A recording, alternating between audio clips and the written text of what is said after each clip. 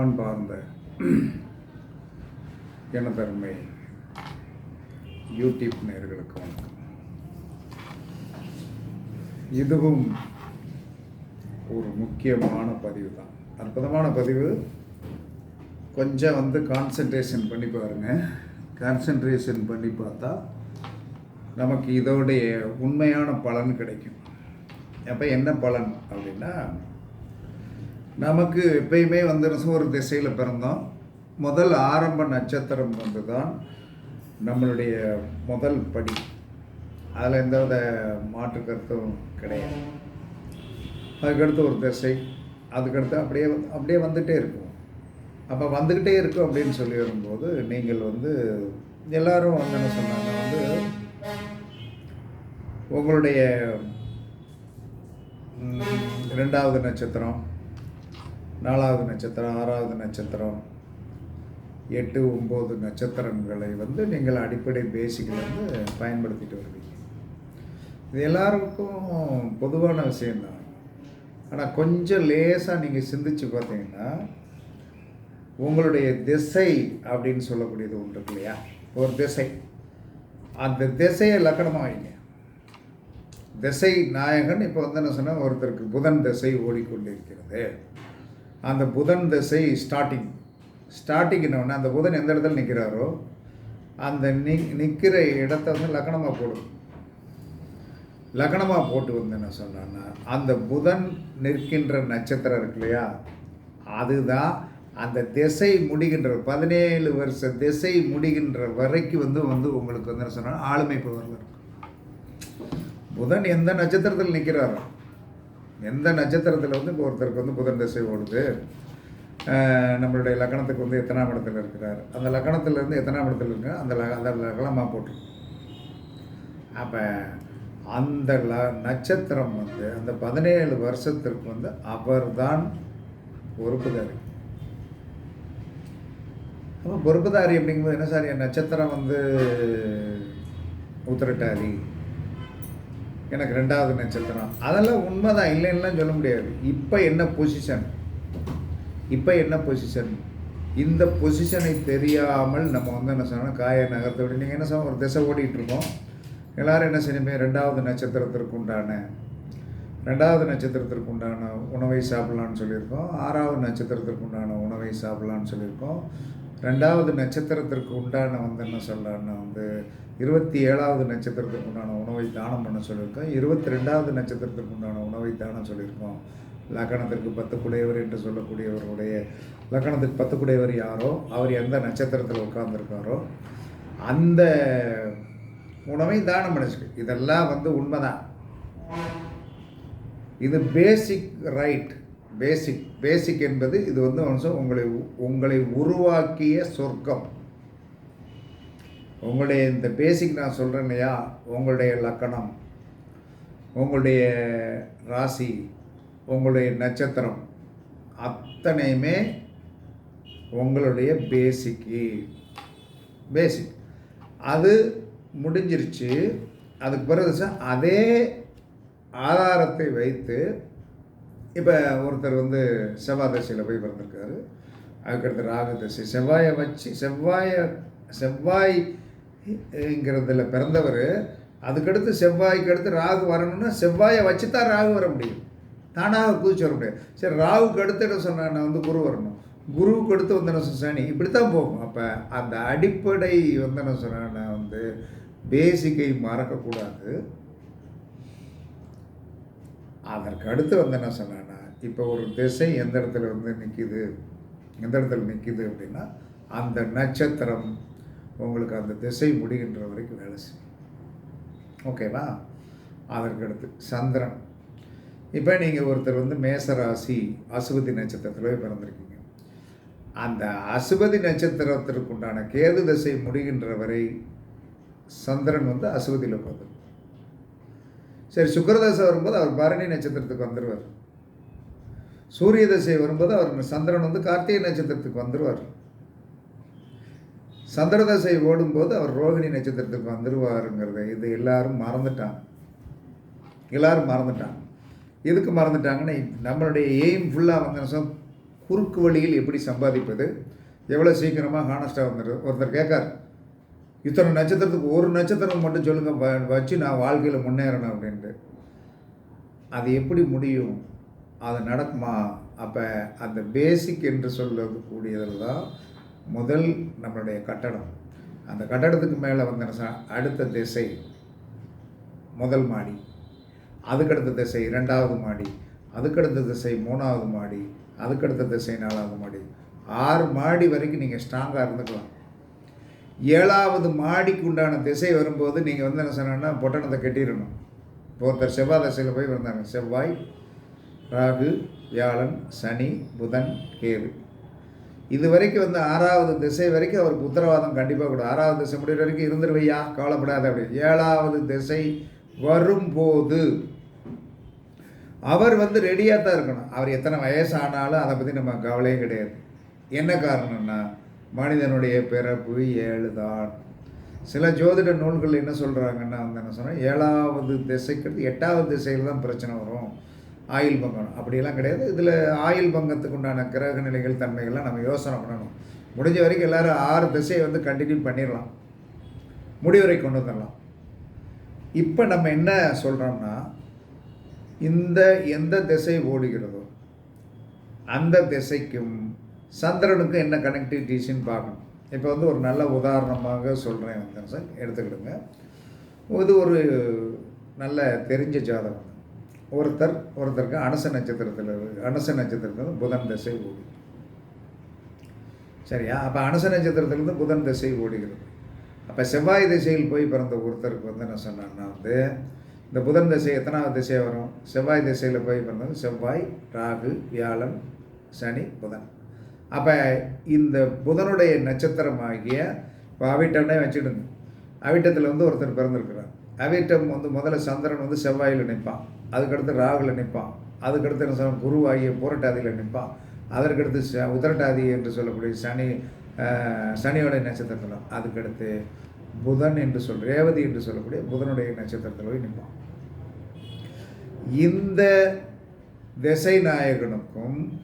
இந்த திசை நாயகனுக்கும் சந்திரன் நிற்கின்ற இடத்திற்கும் அஷ்டசஷ்டாங்கம் வந்துடக்கூடாது.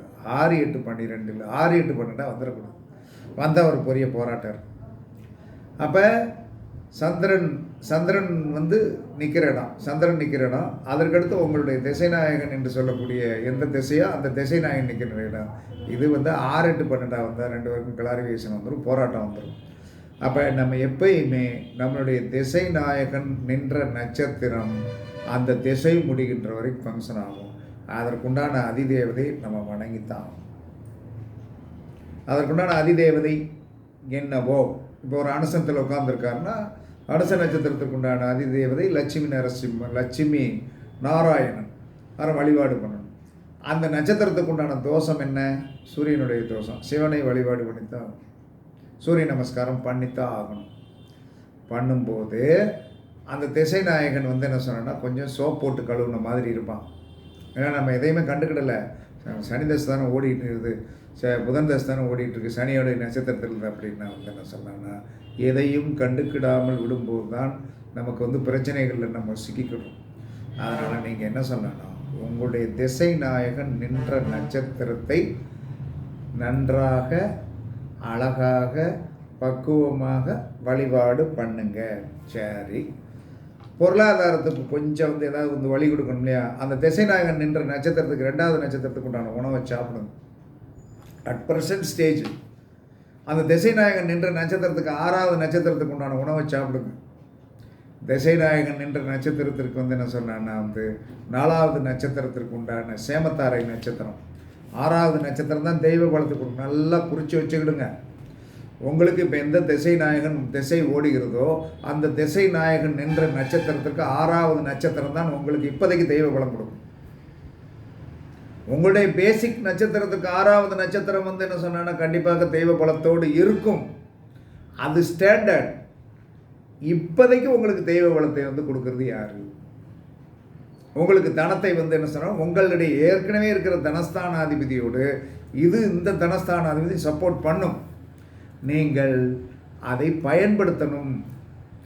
அப்போ என்ன சொல்கிறான்னா, இப்போ ஒரு அனுச நட்சத்திரத்தில் இருக்குது அப்படின்னு நான் வந்து என்ன சொன்னேன்னா, திசை நாயகன் ஓட்டுறேன்னா, அதுக்கு 2வது நட்சத்திரம் வந்து கேட்டேன்.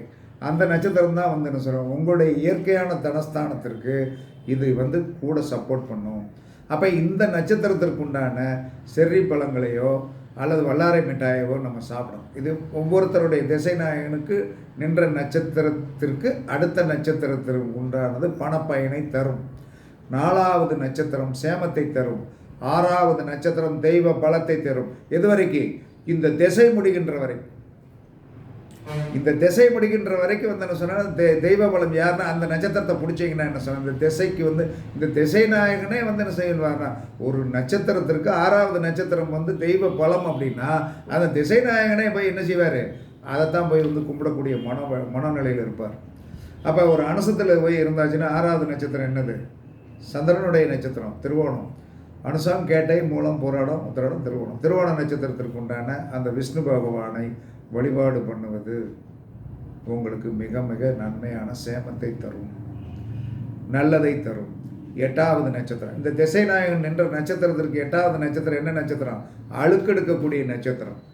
எப்பயுமே வந்து என்ன சொன்னான்னா நமக்கு ஒரு கஷ்டம் வரும்போது, இவ்வளோ தூரத்துக்கு பிரச்சனைகள் இருக்கும்போது, தன்மை பிரச்சனை இருந்ததுன்னா திசைநாயகன் நின்ற நட்சத்திரத்திற்கு 8வது நட்சத்திரத்திற்கு உண்டான உணவை தானம் பண்ணுவது, அந்த நட்சத்திரத்திற்கு உண்டான உணவை சாப்பிடுவது நமக்கு என்ன செய்யும்?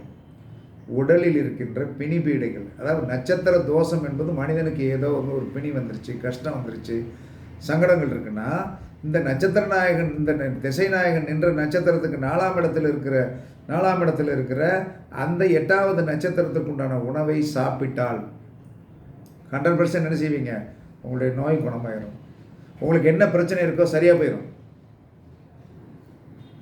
இதெல்லாம் உண்மை அப்படின்னா இதெல்லாம் 100% உண்மை. யார் வந்து என்ன சொன்னால் இதில் வந்து மறுப்பதற்கோ மறைப்பதற்கோ ஒன்றுமே கிடையாது. அப்போ எப்படி நம்ம வந்து என்ன சொன்னான்னா நம்ம பிறந்த நட்சத்திரத்திற்கு அல்லது நம்மளுடைய லக்கண புள்ளி நின்ற நட்சத்திரத்துக்கு 2வது நட்சத்திரம் 4வது நட்சத்திரம் 6, 8, 9ன்னு கணக்கு பார்க்கமோ, சந்திரனுக்கு கணக்கு பார்க்கமோ, அதே மாதிரி நமக்கு ஓடுகின்ற திசை நாயகனுக்கு 2, 4, 6, 8 என்னைக்கும் உங்களுக்கு நன்மை செய்ய காத்திருக்கிறது.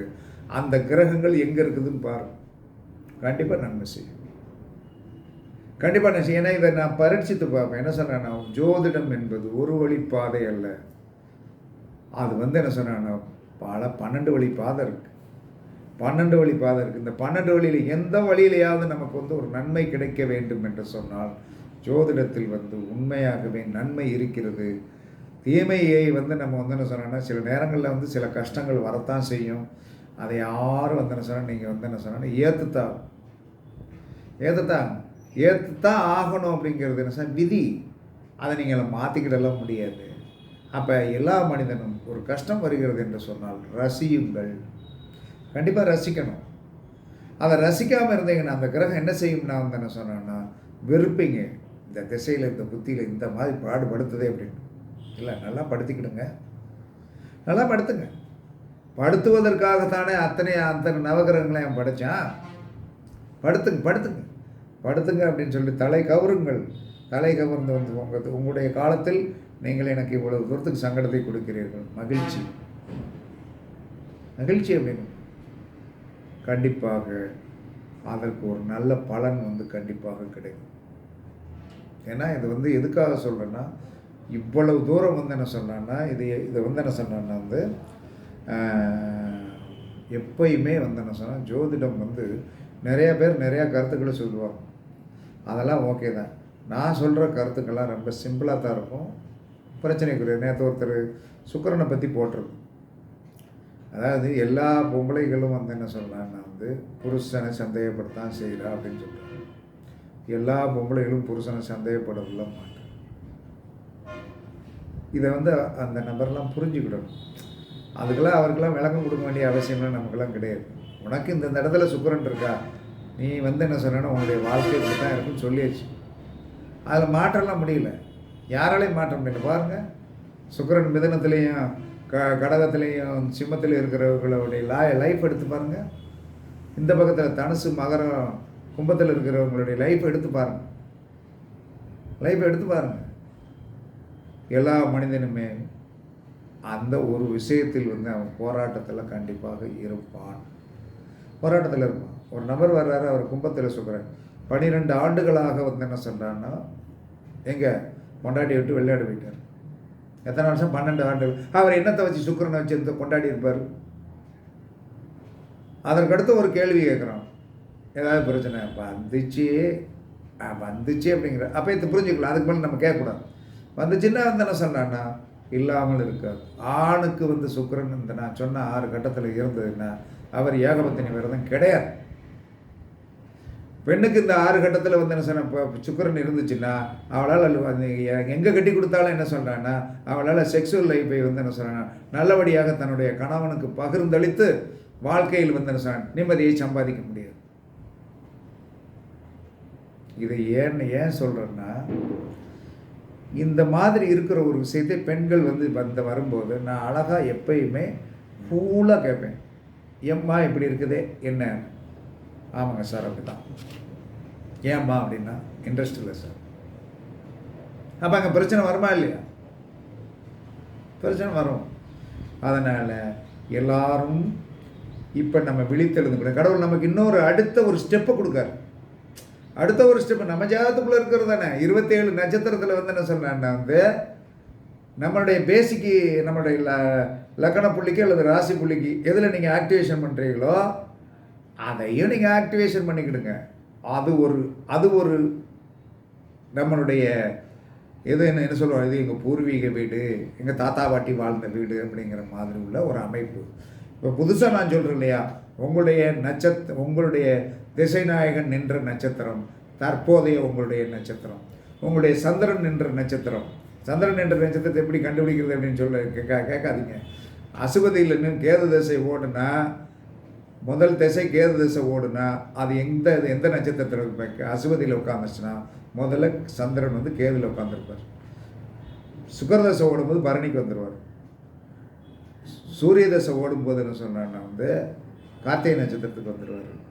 சந்திர தசை ஓடும்போது என்ன சந்திரன் வந்து என்ன சொன்னான்னா ரோகிணி நட்சத்திரத்துக்கு. இப்படியே வரிசையாக வந்துடுவார். அவர் வந்துடுவார். இந்த சந்திரன் என்ற நட்சத்திரத்திற்கும் நம்முடைய திசைநாயகன் என்ற நட்சத்திரத்திற்குன்னா அஷ்டசஷ்டாங்கம் வரக்கூடாது. வந்தாச்சா 2 பேரும் அண்டர்ஸ்டாண்டிங்காக இருக்க முடியாது. அஷ்டசஷ்டாங்கம் என்பது போராட்டம். அப்போ நீங்கள் வந்து என்ன சொன்னால் கவனமாக இருக்கணும். இப்போ நமக்கு கூடுதலாக ஒரு போனஸ் கிடைத்திருக்கிறது. இது என்ன சொன்ன திரும்ப என்ன உலகத்திலே ஒன்று என்ன சொல்கிறான்னா, வழிபாடை வந்து நாம் எங்கேயும் போய் பண்ணவே வேண்டியதில்லை. இத்தனைக்கான வந்து என்ன சொல்கிறேன், நான் அந்த உணவை தானம் பண்ண போகிறேன், உணவை சாப்பிட போகிறேயா, இவ்வளோ தான். ஒரு இக்கட்டான நிலைமை இருக்குது. இந்த திசை வந்து ஓட மாட்டேங்குது. இப்போ நமக்கு ஓடுகின்ற திசை வந்து ஓட மாட்டேங்குது. அந்த திசைநாயகன் நின்ற நட்சத்திரத்துக்கு 27வது நட்சத்திரத்துக்கு உண்டான உணவை தானம் பண்ணிடுங்க.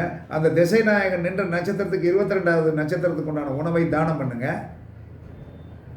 பிரச்சனை முடிஞ்சு போச்சு. அந்த திசைநாயகன் நின்ற நட்சத்திரத்துக்கு 2வது நட்சத்திரத்துக்கு உண்டான உணவை சாப்பிடுங்க. அந்த திசைநாயகன் நின்ற நட்சத்திரத்திற்கு 6வது நட்சத்திரத்துக்கு உண்டான உணவை சாப்பிடுங்க.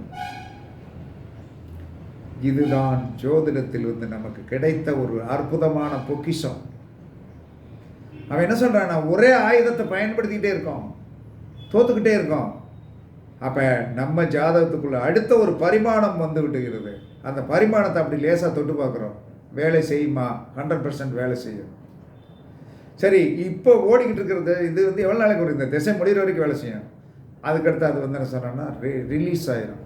அதுக்கடுத்த திசை வருகிறதா, அந்த திசைக்கு எந்த நட்சத்திரத்தில் உட்காந்துருக்கு அதுதான் லக்கணம். அதுலேருந்து அந்த திசை உங்களுக்கு கணக்கெடுக்க தெரியணும். இல்லைண்ணா எல்லோரும் வாங்க எல்லோரும் சும்மா வந்து அங்கேயே உட்காந்துட்டு என்ன சொல்லணும்னா கணக்கு போட்டுட்டு அப்படியே மல்லாக்கப்படுத்திட்டு இருந்தால் எதுவுமே வராது. தொட்டு காட்டாத கல்வி சுட்டு போட்டாலும் வராது என்பது என்னுடைய இது. இப்போ இன்றைக்கி ஒரு நபர் மதுரையிலேருந்து வந்தால், நேற்று ஒருத்தர் மதுரையிலேருந்து வந்தாங்க. எல்லாமே ஒவ்வொரு மனிதனுக்கும் வந்து பிரச்சனை என்பது இருக்கத்தான் செய்கிறது. அதை தீர்ப்பதற்கு உங்கள் ஜாதகமே பலம், உங்கள் ஜாதகமே பலவீனம். அதனால் தயவு செய்து ஜாதகத்தை சுதர்சன சக்கரத்தில் வந்து போட வேண்டும்.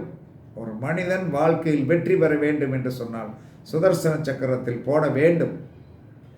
நம்முடைய கர்மாவுக்குண்டான ஒரு கிரகம் இருக்கிறது. அந்த கர்மாவுக்குண்டான அந்த கிரகத்தை நாம் அந்த சுதர்சன சக்கரத்தின் மேல் வைத்து வழிபாடு பண்ண வேண்டும். நாம் என்னென்ன மந்திரங்கள் சொல்ல வேண்டும் என்ற விதி இருக்கிறது. அதெல்லாம் சொன்னீர்கள் என்று சொன்னால் நீங்களும் வாழ்க்கையில் என்ன சொன்னால் யாரையும் போய் நீங்கள் துணைப்பிடிக்க வேண்டாம். வழி இருக்கிறது அப்படிங்கிறது தெரிஞ்ச பிறகு என்ன சொன்னான்னா, பணம் இல்லைன்னா பணம் வர்றதுக்கு ஒரு வழி சொல்லி கொடுப்பேன். எப்போ என்கிட்ட நீங்கள் எல்லாம் வாங்கின பிறகு தான் வழி சொல்லி ஓசிக்கெல்லாம் சொல்லிக் கொடுக்க முடியாது. ஈஸியாக சொல்லிக் கொடுத்துட்டு நான் பாட்டு பேச போயிடுவேன். ஆமாம், நீங்கள் போய் வழிபாடு பண்ண போகிறீங்க, வந்தால் நீங்கள் தான் வாங்கிக்கிட போகிறீங்க, எனக்காக கொடுக்க போகிறீங்க. அதனால் ஜோதிடம் படித்தவர்களுக்கு இலகுவானது, குருவை மதித்து வந்தவனுக்கு இலகுவானது. தூரத்தில் உட்கார்ந்து சூரியன் என்னைக்காவது ஒரு நாளைக்கு என்ன சொன்னாங்க, வீட்டுக்குள்ளே பல்பாக ஒளிர்ந்துடும் அப்படின்னு நினச்சேங்கன்னா அது நடக்காது. அதனால் எப்பயுமே வாருங்கள் என்பது எதுக்காக தெரியுமா? உங்களுடைய கர்மவினையை அழித்து கொள்வதற்கு தான். நீங்களா அங்கே இருந்துக்கிட்டே என்ன சொன்னான்னா, எப்படா ஒரு வீடியோ போடுவாங்க பார்த்துட்டு அதை வச்சு ரிசர்ச் பண்ணிகிட்டு இருக்கோம் இருக்கிறது. எனக்கு அது தொழில். உங்களுக்கு என்ன சொன்னால் அது பலன் தெரிஞ்சுக்கிடலாம், பலனை தெரிஞ்சுக்கலாம் இப்படியா அப்படின்னு சொல்லிட்டு. செயல்பாட்டுக்கு குருவை நாடித்தான் வர வேண்டும். அதை யாராலும் மாற்ற முடியாது. நாடி வாருங்கள், கண்டிப்பாக என்ன சொன்னால் உங்களுக்கும் வெற்றி கிடைக்கும் என்று கூறி, புது பரிமாணம் என்பது நம்மளுடைய திசை நாயகன் நின்ற நட்சத்திரத்துக்கு 2வது நட்சத்திரம், 4வது நட்சத்திரம், 6வது நட்சத்திரம், 8வது நட்சத்திரம், 9வது நட்சத்திரம், இதெல்லாம் நாம் எப்படி பயன்படுத்தணும் அப்படின்னு ஏற்கனவே சொல்லியிருக்கோம். அது மாதிரி இதையும் உங்களுக்கு தெரிஞ்ச வரைக்கும் பயன்படுத்துங்க. இல்லைன்னா நேரம் வாங்க. கண்டிப்பாக என்ன சொன்னோம், வாழ்நாளில் நீங்கள் என்ன சொன்ன எதை பெரிதாக நினைக்கிறீர்கள் சிறுசாக்கிறீங்க. நீங்கள் பெருசாக நினச்சிருக்கேன் சிறுசாக்கிறீங்க, ஏன்னா சிறுசாகிடும்.